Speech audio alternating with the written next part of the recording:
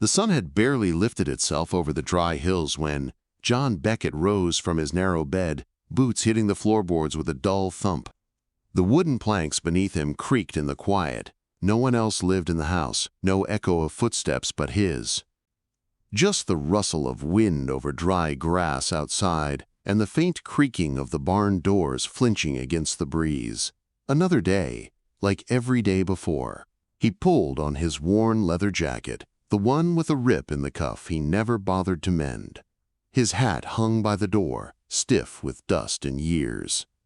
He slipped it on, tugged it low over his brow, and stepped out onto the porch of the Beckett ranch, if it could still be called that. No cattle had run across the land in over a year. No hired hands worked the barn. The windmill stood broken, half-finished from a repair job he never had the heart to finish. All that remained was John, a rusted rifle, and a name that still echoed in some corners of Redstone like a half-forgotten tale. He fed the horses, or what was left of them. 2 mares too old for market and too familiar to sell. They nickered softly when he approached, noses brushing against his calloused hands. "Morning, girls," he muttered, slipping oats into their trough. The sky above was a pale blue, the kind that made your bones feel colder than they should. By mid-morning, John had hitched up his wagon, more out of obligation than need. He was low on flour and coffee, and one of the old hinges on the pantry door had finally given up and snapped clean off. It wasn't much, but it was reason enough to make the ride to town, a place he hadn't been in nearly 3 months. As he rode, dust kicked up around the wheels, drifting like ghosts behind him. His ranch disappeared into the shimmer of the plains, swallowed by heat and memory. His hand absently touched the worn leather pouch hanging from the side of the wagon bench. Inside were a few silver coins, enough to keep him fed, not enough to fix what was broken. The ride into Redstone was as quiet as he preferred. No one flagged him down, no children waved. When he finally arrived, the town hadn't changed, hadn't even tried. Wooden buildings stood tired along the main street, their paint long gone. The general store had its door propped open with a broom handle. The saloon buzzed low with early drinkers. But today, something new stirred. Near the far end of the dusty square, a small crowd had gathered. John might have ignored it. He'd learned to ignore most things that didn't concern him. But the sound was strange. Not excitement, not panic. A dull hum of discomfort, mixed with snickering and the occasional sharp word. Curious despite himself, he guided the wagon closer and stepped down. No one acknowledged him as he made his way through the ring of townsfolk, and when he finally saw what they were all watching, his stomach twisted. 3 children stood on an overturned crate, their wrists loosely bound with twine. Burlap sacks covered their heads, tied at the neck. The tallest was no more than 11, the smallest barely able to stay upright without swaying. A crooked sign hung from the front of the crate, scrawled in charcoal, "Unclaimed. Cannot feed. Take OR trade." John didn't speak, he just stared. "They ain't for sale exactly," said a voice to his left. The auctioneer, a wiry man with stained teeth and a grin that didn't reach his eyes. More like, "Available. Cost to take 'em is what you make it. Been squatting behind the granary 3 nights. Ain't said a word since we found 'em." The crowd chuckled. Someone in the back shouted, "Put 'em in a pen with the pigs, they'll talk soon enough." John didn't laugh. He looked at the children, at the way the tallest one trembled ever so slightly, the way the smallest's knees bent too far inward, like he hadn't eaten right in weeks. The one in the middle, still as stone, had fingers curled into fists so tight it must have hurt. He could hear them breathing through the sacks. Ragged, shallow breaths. "They eat?" John asked flatly. The auctioneer shrugged. "What we gave 'em, not picky." John glanced around. No one looked ashamed. A few people looked bored.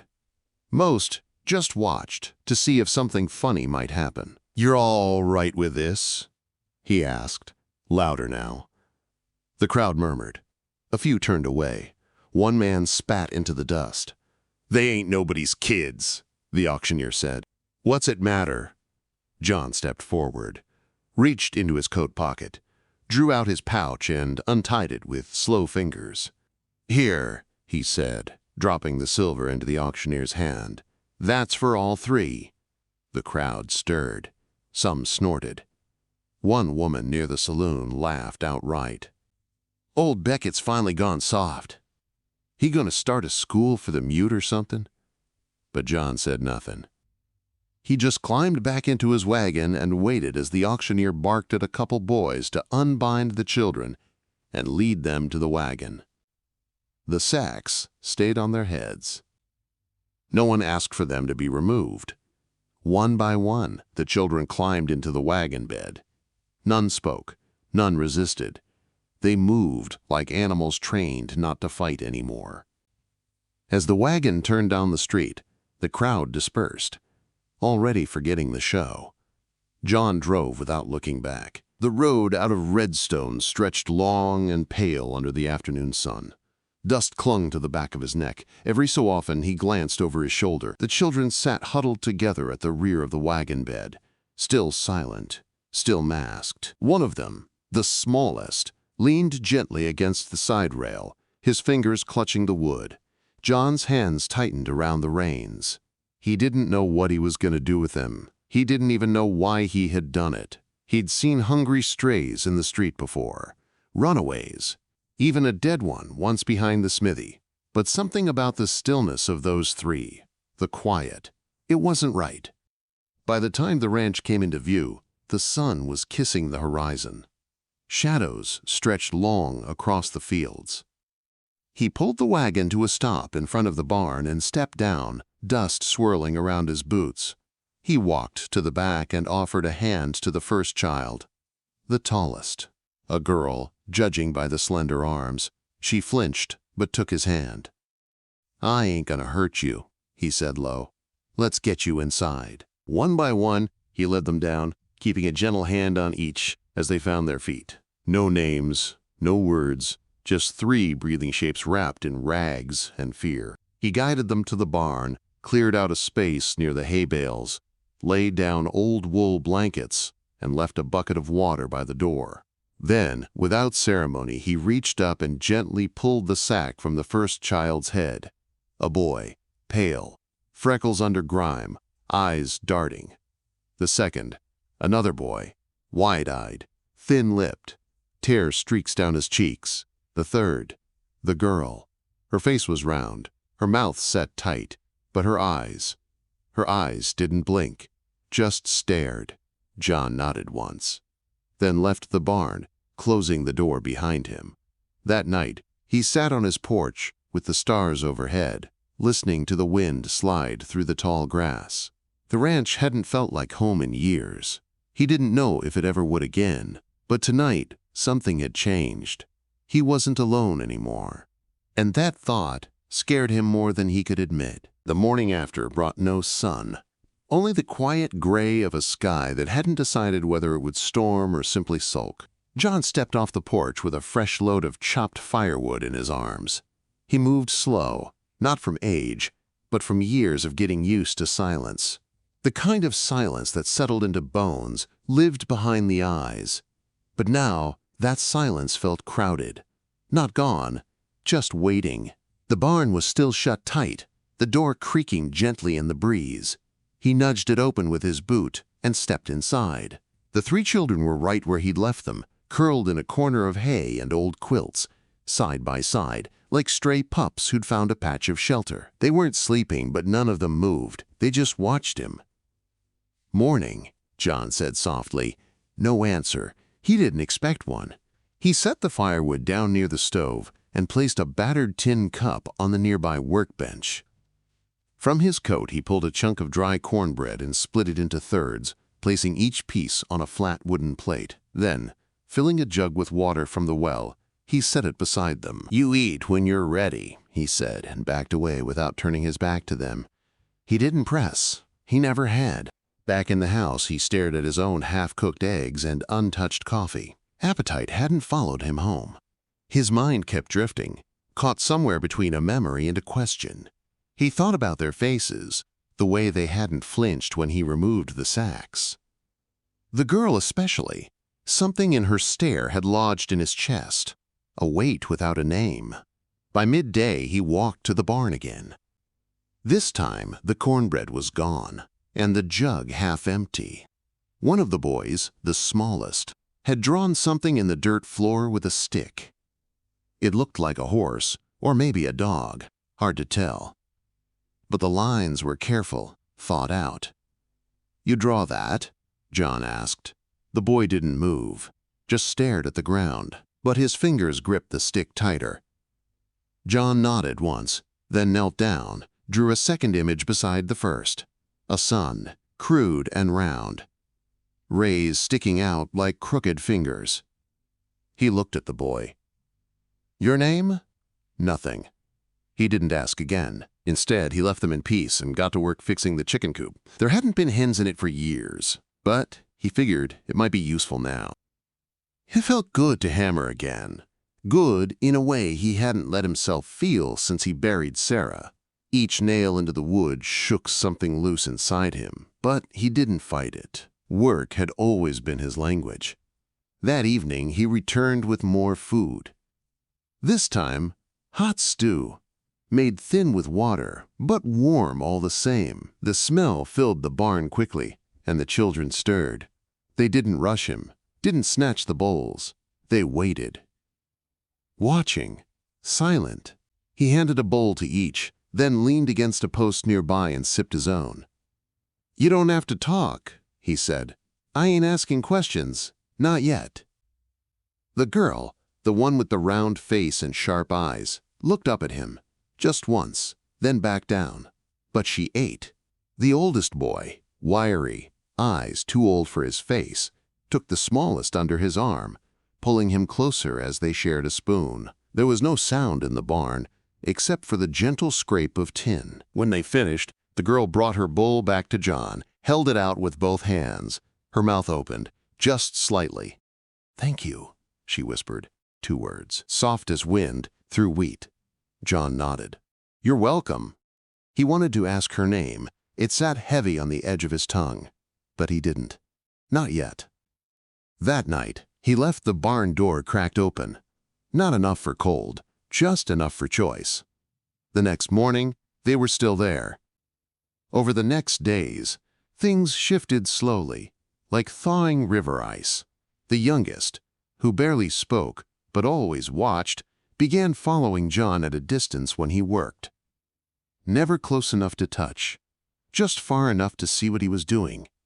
John let him.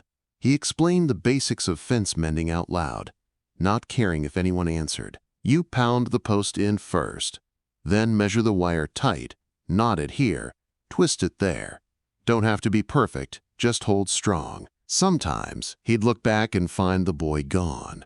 Other times, still standing there, arms around his knees, stick in hand. The girl spent more time in the barn, tidying the corner where they slept, rearranging blankets. She never asked for anything. But once, she approached the back door of the house while John was chopping wood. She didn't knock, just stood there, eyes clear. "I can clean," she said. John set the axe down. "You don't have to." "I want to." He nodded, opened the door for her, gave her a rag, pointed to the windows. He didn't say it out loud, but the house hadn't been that clean in years. A week passed. Then, too, name still hadn't come, but the quiet wasn't as heavy anymore. It felt temporary, like the silence was a shell waiting to crack open. One night, while John was closing the barn, the oldest boy stepped forward, his voice barely more than a scrape. "Jacob," he said. John turned. "That your name?" A nod. John looked at him long, then offered a hand. "John!" They shook. That night, John left 3 bowls of stew on the porch instead of in the barn. When he came back an hour later, they were empty. Days turned to weeks. The children moved into the house without a word or ceremony. The girl swept the floor each morning, folded laundry she wasn't asked to. Jacob helped mend tools. The youngest drew all over the back wall of the barn in charcoal. John had left in a rusted tin. Still no names from the other two. But John didn't rush them. One morning, John returned from checking fence lines and found the smallest boy sitting cross-legged in the middle of the porch, sketching with a burned stick. "What you got there?" John asked. The boy turned the board toward him. It was a drawing of John. Not perfect, not detailed, but unmistakable. The hat, the rifle slung over one shoulder, the crooked posture. John took the board, studying it for a long time. "You did this?" The boy nodded. John sat beside him. "You got a name, little man?" The boy stared down, then traced a letter in the dust with his finger. T. Then an O. John waited. M. M again. Y. "Tommy?" The boy nodded. John smiled. "Well, Tommy, that's a fine drawing." Tommy's grin was faint, but real. Later that night, as the wind rose over the plains and the fire inside cracked and popped, John sat with his coffee while the three children huddled under quilts in the other room.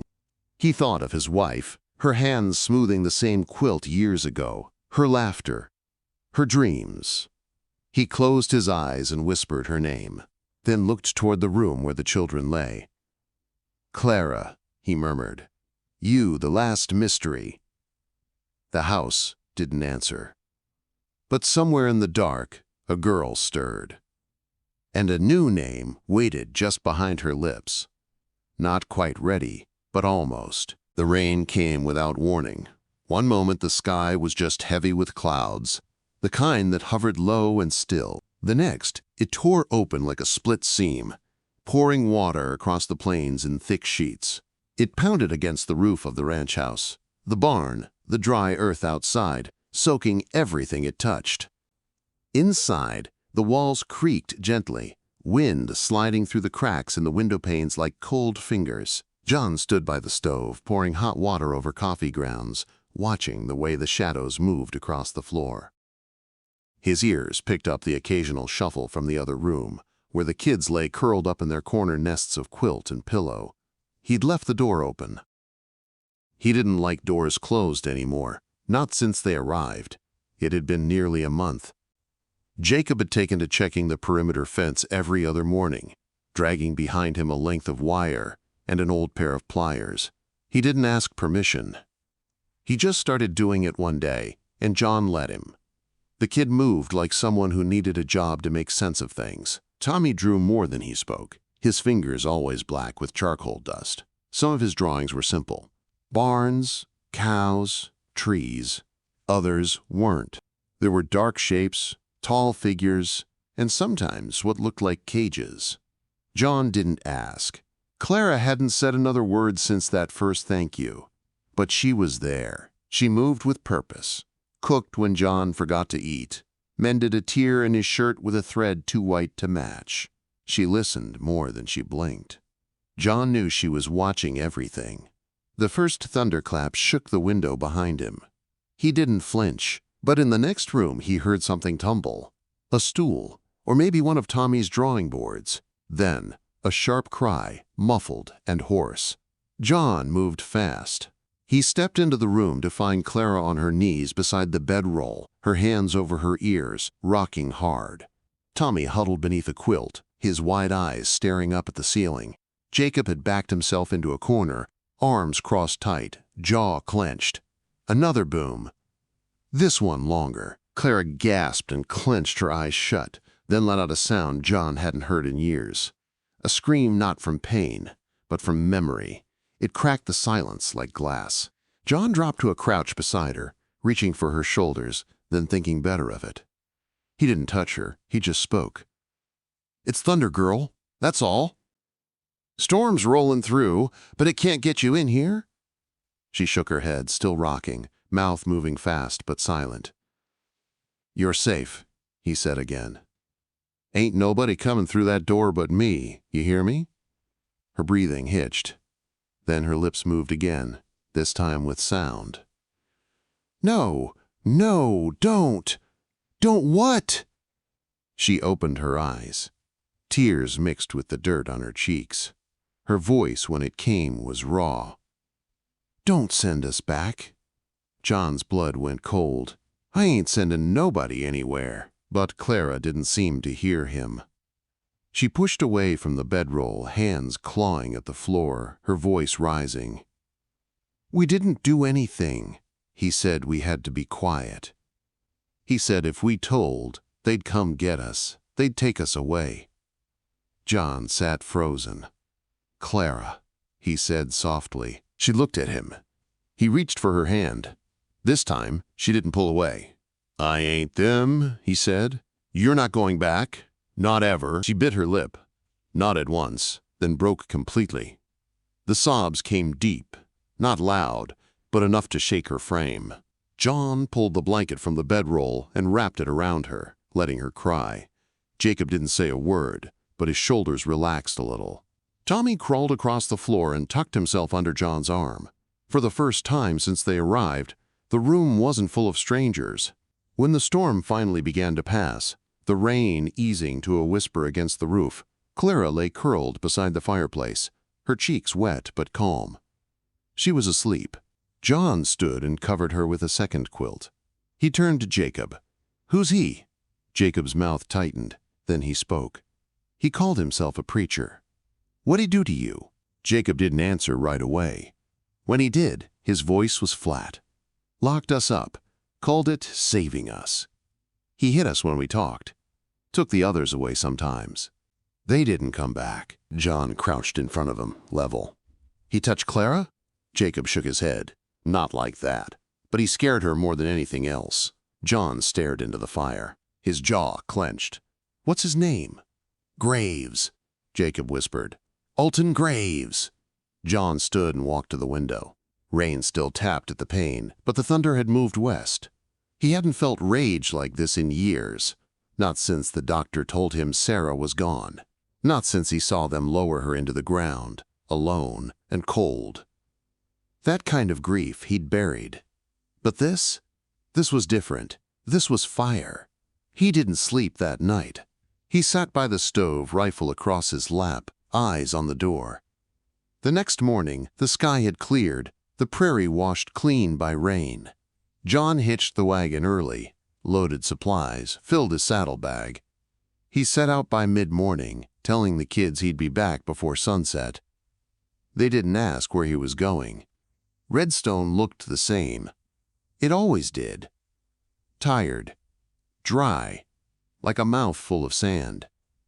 He tied the reins to the post outside the general store and stepped inside. The clerk looked up, nodded nervously.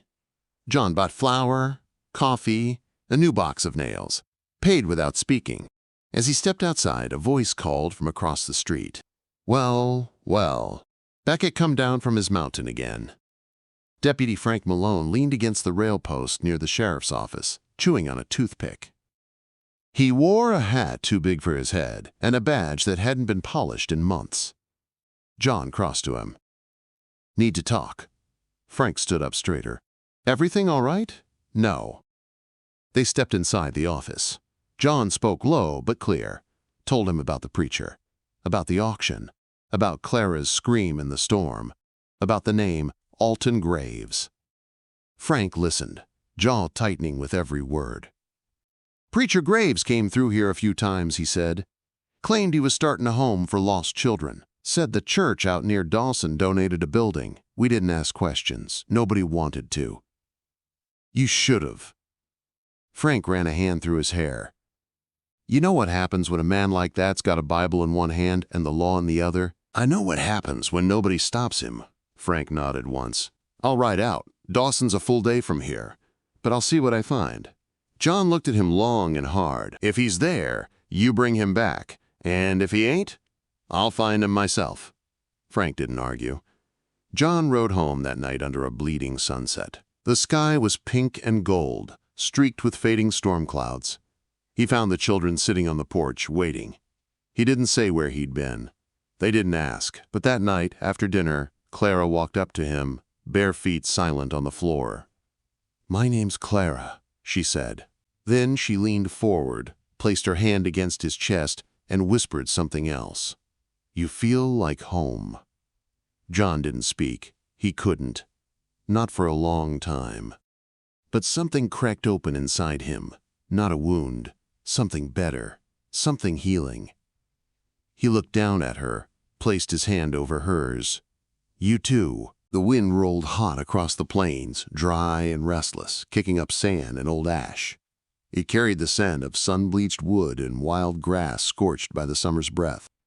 At Beckett Ranch, the windows were open, letting the air drift through the quiet house. The children were out back, Jacob helping mend the corner post of the chicken pen, Tommy sketching on the barn wall with a piece of white chalk Clara had found in the root cellar. Clara herself sat by the porch rail, brushing out her tangled hair with the stub of a wooden comb. John stood at the kitchen window, watching them.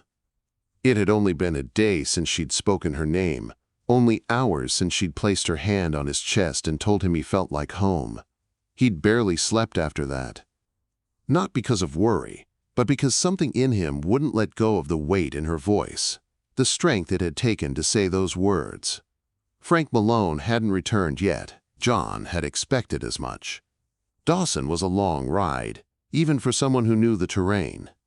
But the waiting made his shoulders tight. He wasn't a man who handled uncertainty well.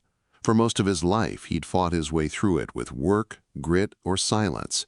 But this was different. This had names now, faces.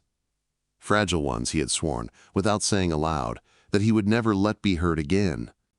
When the sun tipped westward and the heat softened, a shadow rose over the horizon, dust trailing behind a single rider. John stepped off the porch, his rifle leaning nearby. The children paused their work. Clara stood, shading her eyes with a hand. Frank rode hard, his face pinched with something sharp behind his eyes. He pulled up at the rail, dismounted, and didn't bother to tie the reins. His boots hit the ground in 2 fast steps. "Inside," he said. "Now." John nodded. Clara's gaze didn't move from Frank's face. She could feel it. Something was coming. The 2 men stepped into the house, closed the door behind them. Frank removed his hat, ran a hand through the sweat on his scalp. He was there. John didn't speak. Not in Dawson itself. Frank continued, pacing. "Couple miles west. Place called Calver Creek. Used to be an old miners' camp. Some of the structures are still standing. Church on the far edge. Not official. No records I could find. But he's got signs up. Crosses. Painted words. Calls it the Children's Grace." John sat down slowly. His jaw was tight. "And?" 4 kids in the yard. All under 10. Looked half-starved. "Did he see you?" "No. I stayed up the ridge. Watched with field glass. He's got 2 men working with him. Look like drifters. Guns on their belts, one with a whip tied to his saddle." John leaned forward, elbows on his knees. His voice was calm, too calm. "You gonna arrest him?" Frank swallowed. "I can't. Not yet. No law out there. No judge would hold it. I need evidence, witnesses, names. We can bring him in for questioning, sure, but he'll walk out again." "He won't walk anywhere if I go," John said. Frank looked at him. "Don't say that. I'm not saying it. I'm promising it." Frank cursed under his breath. "You go out there and put a bullet in him, they'll come after you. I can't protect you from that. I'm not asking you to." Frank stepped back. "Damn it, John.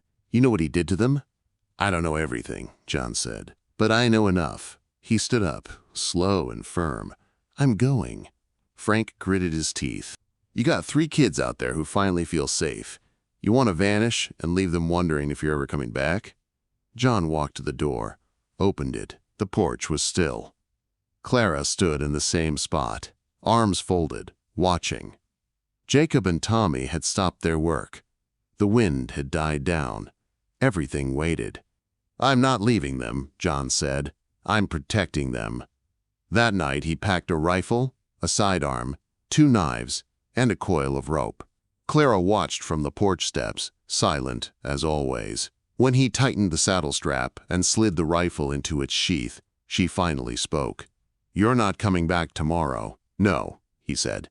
"Will it be longer than that?" "Maybe. Can I give you something?" He turned. She walked forward and reached into her skirt pocket, pulling out a folded piece of paper. When he opened it, he found one of Tommy's drawings, a man standing between 2 children, both smaller than him, one holding his hand. Around them, The words were shaky but clear. "Keep us safe." John's throat closed. He nodded once, tucking the paper into his coat. He left before dawn, the horizon barely bleeding into the sky. He didn't wake the boys. He didn't say goodbye. He figured it was better that way. He rode fast and quiet, cutting through side trails and creek beds, his horse steady beneath him. By late afternoon, he reached the edge of Calver Creek and found a rise in the terrain that overlooked the crumbling chapel and the fence line that surrounded it. There were 6 children in the yard now. One girl limped. Another sat near a rusted bucket, head bowed. The building itself looked like it might collapse with one good wind. But the preacher, Graves, stood tall on the porch, his coat black and crisp, his hair slicked back in a way that made John's stomach turn. He watched as Graves shouted at one of the boys, who dropped the pail he was carrying. One of the drifters stepped forward and struck the child across the face. John gripped the rifle harder. He waited until nightfall. The moon rose late, barely visible through the thin cloud cover. The children had been ushered inside. Only the preacher and his 2 men sat outside, around a fire, passing a bottle between them. John moved like a shadow. He crept down the ridge, weaving between brush and old stumps, staying low. His boots made no sound on the cracked earth. When he reached the edge of the fence, he cut through a loose wire and slipped inside. He could hear Graves laughing. The 2 men were arguing over something, a card game maybe. One of them stood to relieve himself behind the church. John waited until he disappeared around the corner, then moved fast. He reached the fire, stepped out from the dark. Graves turned first, face twisting with confusion, then recognition. "Beckett?" John raised the rifle. "Stand up." The second man reached for his hip. John fired once. His bullet struck the ground inches from the man's foot. He froze. "Next one goes through bone," John said. Graves stood slowly. "You got no right here." "I got every right. You can't prove anything. These kids they're not yours. They're under my care. They're under your boot." Graves raised his hands. "You think you can just walk in here and—" John stepped closer. "You got 2 choices. You walk out in front of me, hands tied, or I drag you by your ankles." The second man lunged. John swung the rifle hard, cracking it across his jaw. The man crumpled. The third man never returned from behind the church. John didn't wait for him. He forced Graves to his knees, tied his wrists, and dragged him toward the fence. The preacher spat curses, quoted scripture. John didn't listen.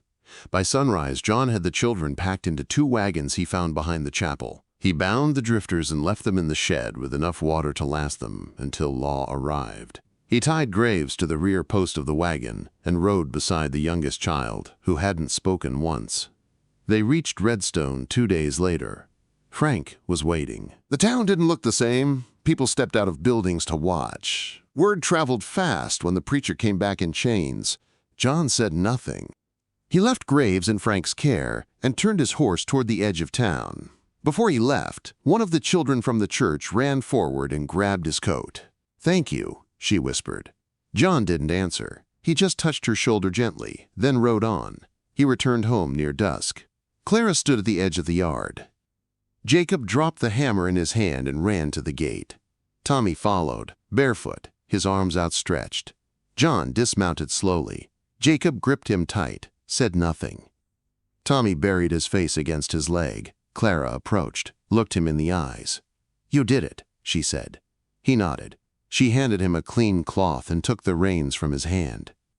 Inside the house, supper was already on the stove. And in the place above the fireplace, where dust had once collected untouched, now sat a wooden carving. 3 children, arms entwined, standing beneath the silhouette of a man with a wide-brimmed hat. The words carved beneath it were simple. "Ours now." John sat down at the table, weary but whole. And for the first time in years, he felt the land breathe easy around him. The days that followed moved like a river, finally finding its course, slow, winding, steady. The dust hadn't even settled in Redstone from the preacher's fall before word of what John had done reached every ranch and homestead within 50 miles. Some folks whispered it in the saloons, half in admiration, half in disbelief. Others said it out loud, with pride in their voices and something that hadn't been there before, respect. But John didn't hear any of it. He wasn't looking for their words. He had work to do and children to raise.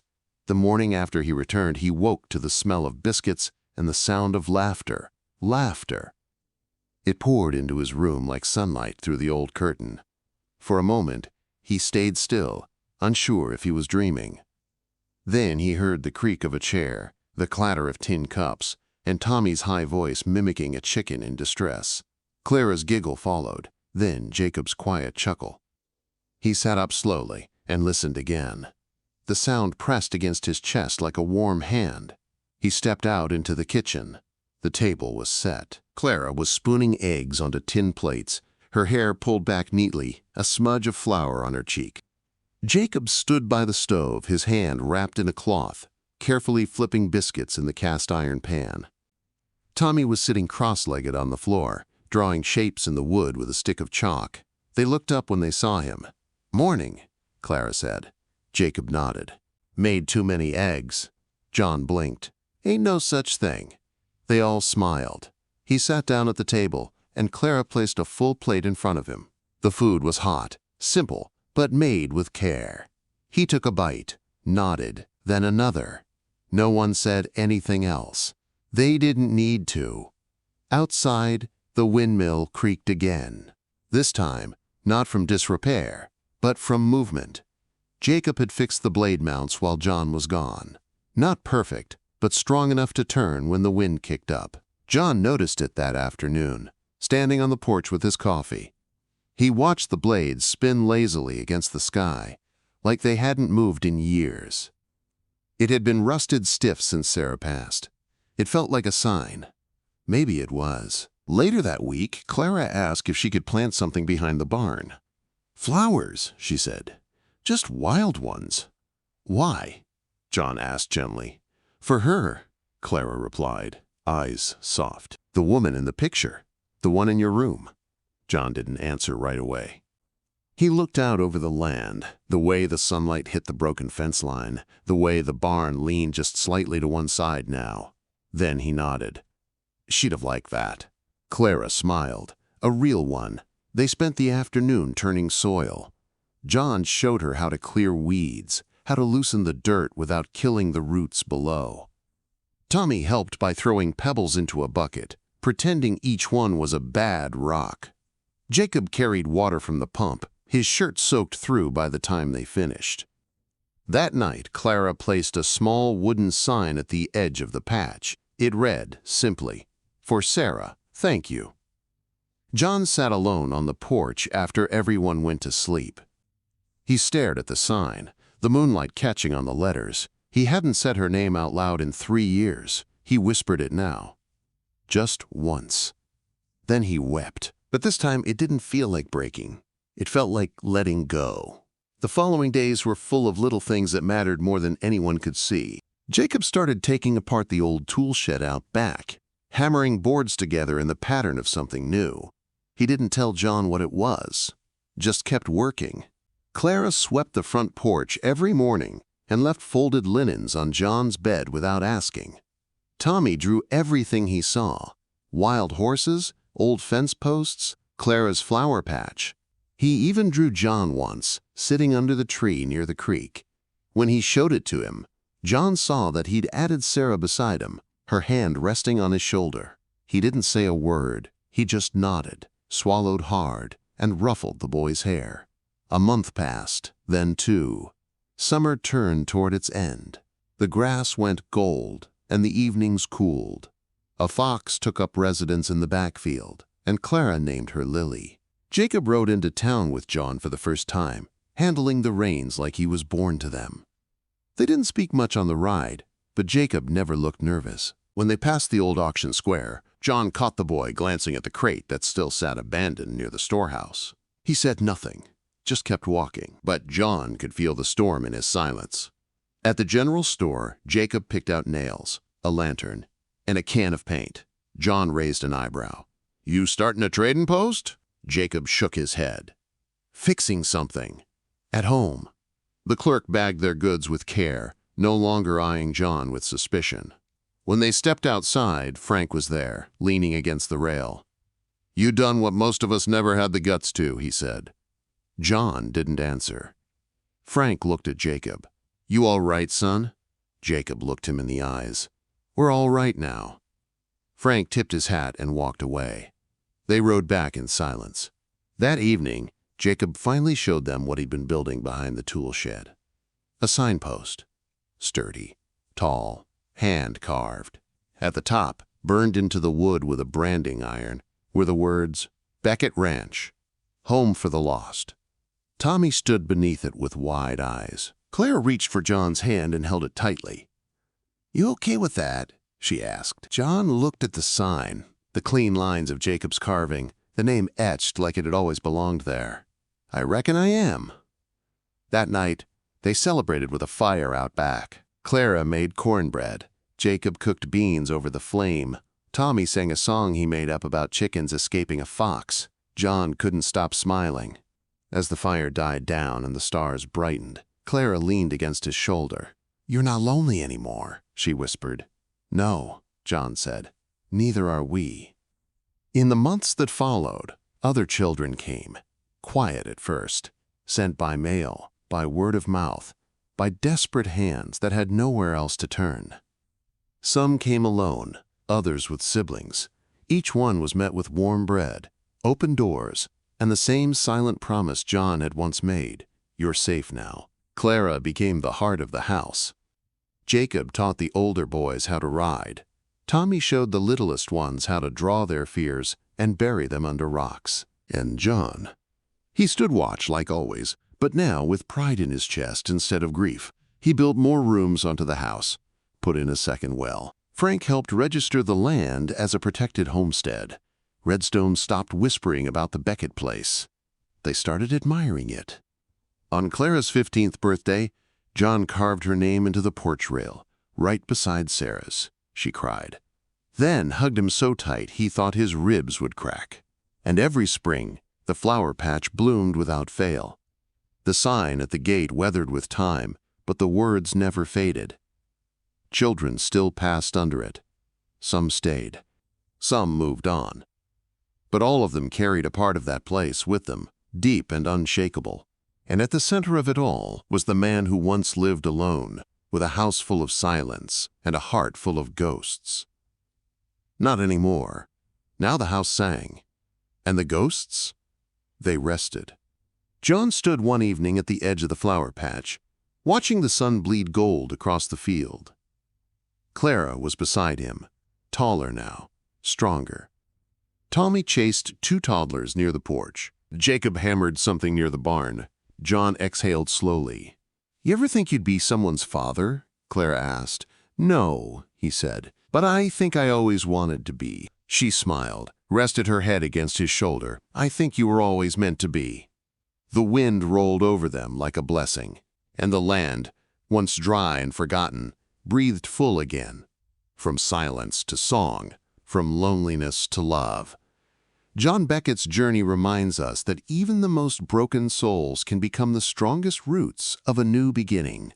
A man who had lost everything found purpose, again, not in blood, but in the bonds we choose to honor, and the family we choose to build. The Beckett Ranch stands not just as a home, but as a promise that healing is always possible, and no soul is ever truly lost if someone dares to care. If stories like this touched your heart, don't forget to subscribe to Wild West Love Chronicles, where tales of love, redemption, and hope ride strong through the dust and dusk of the American frontier. Hit that bell and stay with us for more unforgettable stories of the Wild West.